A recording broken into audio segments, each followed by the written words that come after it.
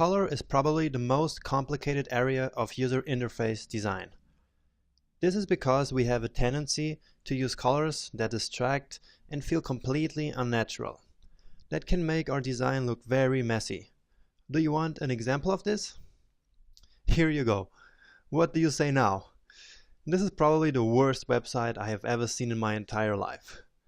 But this is obviously a joke, but you get the point, right? So let's try to avoid messy websites like this one with the guidelines I will show you in this lecture. The first thing I want to recommend is to use a single base color for your design. And with base color I mean any different color than black, white, or some shade of gray. If we want to build a clean and simple website, having too many colors in too many places all over a website is an easy way to completely screw up that goal. So sticking to one main color is definitely a good idea, especially if you're just starting out with design.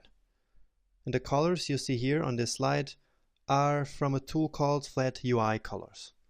Flat UI Colors is a very cool resource to choose your base color. To start out, I think you can't go wrong by choosing any of these colors. And beside fixing a base color, you can also create a darker or a lighter version of that color. Doing so, you can create a nice color palette like this one here.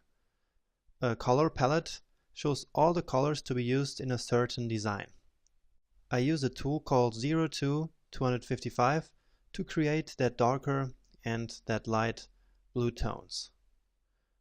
I strongly recommend to create a color palette like this one for your design. As I said before, the gray tones are not considered base colors here, and we many times need some of them actually, for instance for text and for background colors.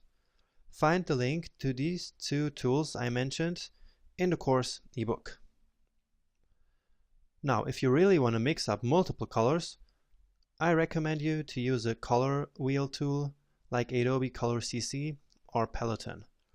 These tools make use of color theory to choose the best color combinations for you. So for example, here with Adobe CC Color, you can create your color palettes using color combinations that actually make sense. Just play around with it and see what you get. You can then use a main color to draw attention to the most important elements on your web page, like a call to action button, and the second or third colors can complement the main color. That is just what this website is doing. Their main color is clearly green, but they have this nice orange to draw the attention to the button. And that brings us to the next guideline, which is about attention. When you're in doubt about using colors and don't know where to use colors and how often, I have a solution for you. Just pick a color that stands out and use it mostly to draw attention to a button or any other element of importance on your website.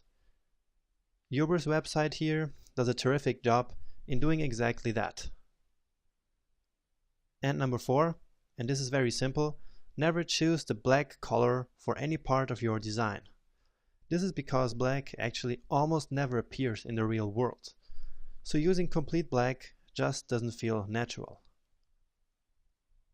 And last but not least, I want to say a few words on which colors you should actually choose for your design.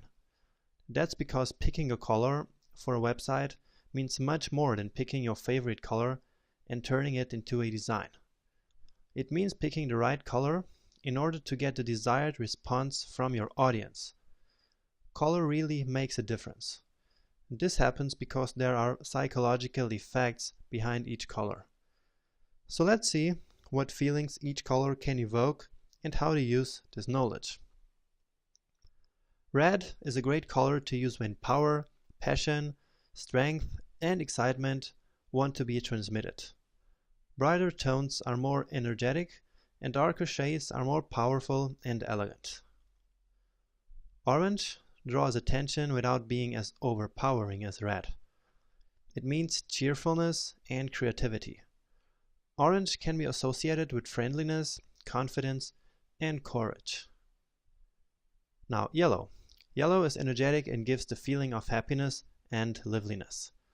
Also, it associates with curiosity, intelligence, brightness, etc. Green is the color of harmony, nature, life, and health. Also, it is often associated with money.